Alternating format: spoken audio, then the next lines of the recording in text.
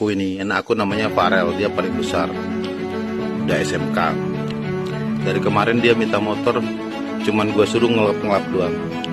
Enggak, gue kasih motor. Gue bilang kalau lu mau motor, lu jualan cendol, jualan gorengan, jualan rempeyek. Hasilnya kumpulin, gue pengen lihat.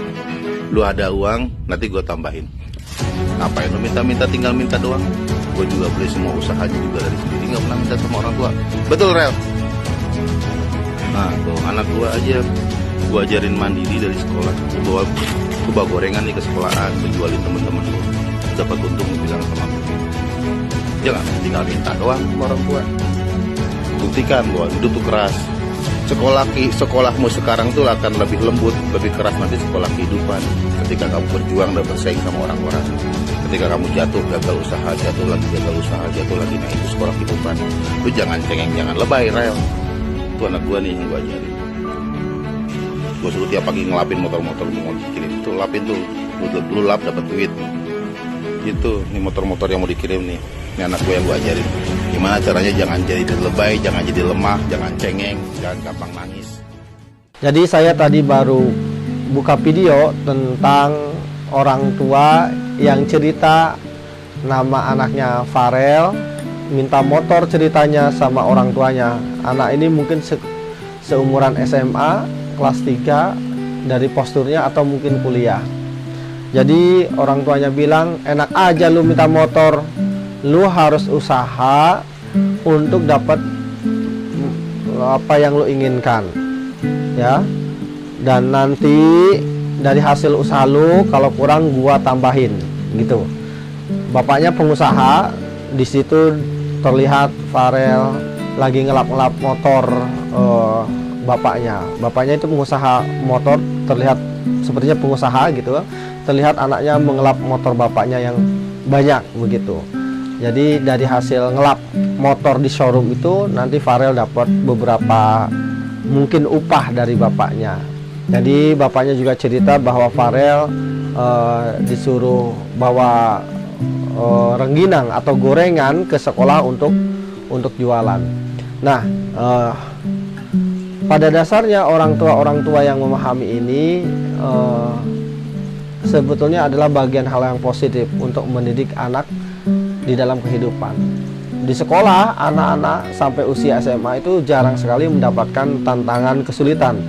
Belajar definisikan sebagai berkutat dengan buku, ya, berdiskusi, lalu kemudian juga didefinisikan sebagai anak-anak kita hanya menjawab soal-soal yang ada di kertas.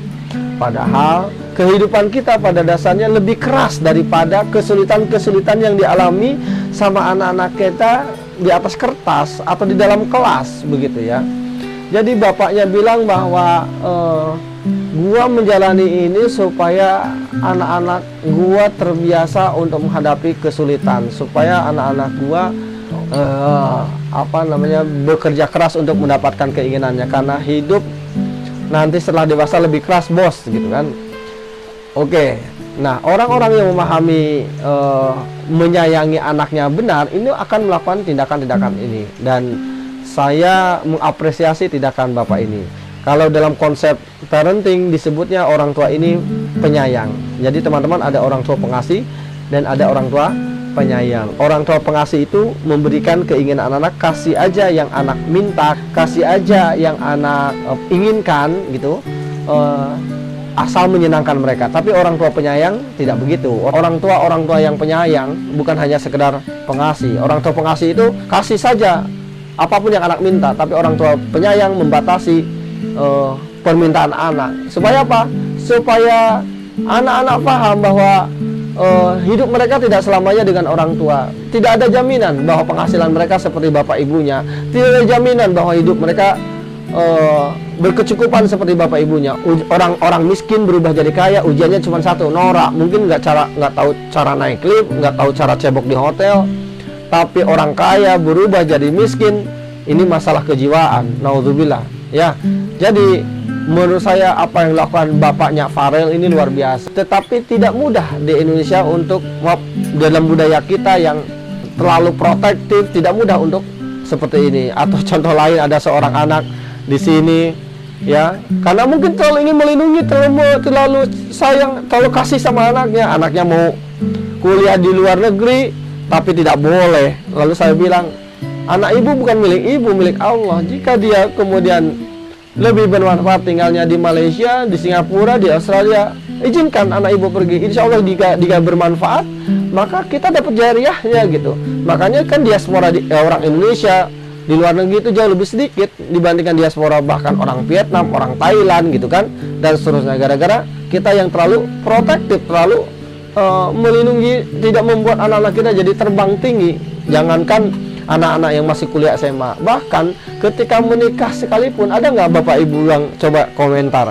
Ada nggak di antara bapak ibu yang sudah menikah mau ngontrak saja tidak boleh gitu, atau atap di rumah orang tua atau di rumah mertua begitu? Ada di sini yang punya pengalaman? Mudah-mudahan kita tidak seperti itu ya.